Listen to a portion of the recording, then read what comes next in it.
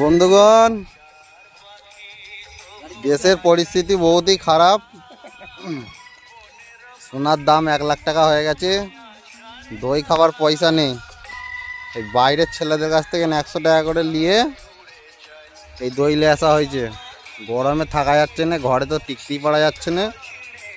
হ্যাঁ বাগনা, বাগনা পয়সা কোথায় পেলে গো? হ্যাঁ বাইরে থেকে জোগাড় করতে হচ্ছে ভাই। ক টাকা করে? 100 টাকা করে চাঁদা তুলতে হলো। হ্যাঁ সামান্য গরমে দই খাবার জন্য। হ্যাঁ, চারটে ছেলে দিয়েছে 100 টাকা করে। সোনার দাম 1 লাখ টাকা হয়ে গেছে। হ্যাঁ, আর রোদ তো দেখো, ঘরে আমরা নেই, সব বাঁশতলায় বসে আছি। বাঁশতলায় বসে বসে রুডু খেলে 100 টাকা করে চাঁদা তুলে এই দই নিয়ে আসা হয়েছে, এখন খাওয়া হবে। দইয়ের ভাঁড় এই হাতে করে ভাঙি কাটবি নি। 4টে ছেলে দিয়েছে 100 টাকা করে। আর তুই কি করছিস?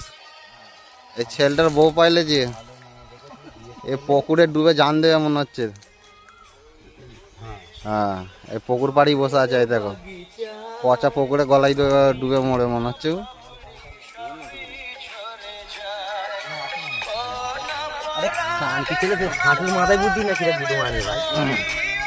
এই যে দই বকড়া হচ্ছে এখন, 100 টাকা করে চাঁদা তুলে দই দিয়ে আসা হয়েছে।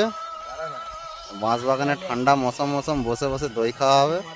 আর কি করব, আর রোদ প্রচুর, এখন ফাঁকে বেরোনো যাচ্ছে না, গরমও প্রচুর। ঘরে নেই, আমরা বাঁশতলায় বসে আছি।